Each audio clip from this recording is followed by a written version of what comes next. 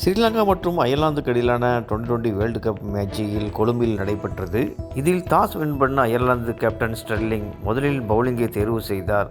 அதன்படி களமிறங்கிய ஸ்ரீலங்கா அணி நிர்ணயிக்கப்பட்ட 20 ஓவருக்கு 163 ரன்கள் அடித்தது. அதில் அதிகபட்சமாக குசல் மெண்டிஸ் 56 ரன்னும், கமில் மெண்டிஸ் 44 ரன்கள் அடித்தனர்.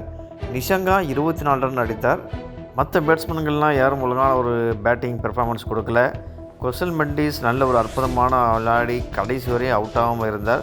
அவருக்கு நல்ல ஒரு பாட்டன் கொடுத்த கமில் மெண்டிஸ் ஒரு அதிரடி ஆட்டத்தை வெளிப்படுத்தி போய் தான் இந்த ஸ்கோர் வந்துச்சு ஸ்ரீலங்காவுக்கு.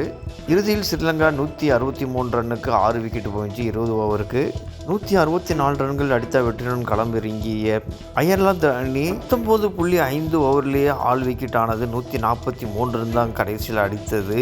அதில் அதிகபட்சமாக ஹரி டெக்டர் 40 ரன்னும், ஆர்டிர் 34 ரன். அவர் தான் ஓப்பனர் இறங்கினார். மிரட்டலான ஒரு அதிரடியை தான் காட்டினார். அவர் அவுட் ஆனதுக்கு அப்புறம் தான் ஸ்ரீலங்கா ஈஸியாக வெற்றியை பெற முடிந்தது. ஹரி டெக்டரும் நல்ல ஒரு அற்புதமான பிளேயரு. 40 ரனில் ஒரே ஒரு 4 மட்டும் தான் அடித்தார். ஒரு நிஜமான ஆட்டத்தை தான் வெளிப்படுத்தினார்.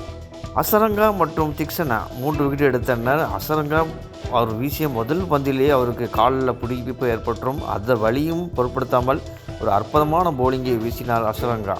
வெள்ளாளங்கையும் நல்ல அற்புதமான பவுலிங்கை வீசினார். அவர் 1 விக்கெட்டும், சமீரா 1 விக்கெட்டு, பத்தினா 2 விக்கெட்டை கைப்பற்றினார்.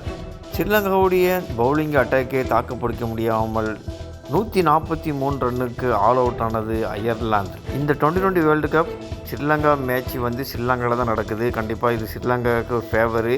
ஹோம் கிரவுண்டில் முதல் வெற்றியை பதிவு செய்தது ஸ்ரீலங்கா. என் சேனலை சப்ஸ்கிரைப் பண்ணி வச்சுக்கோங்க. வேர்ல்டு கப் தொடர்ந்து ப்ரீவியூ மேட்சை தொடர்ந்து வந்து கொண்டு இருக்கும். தேங்க்ஸ் ஃபார் வாட்சிங்.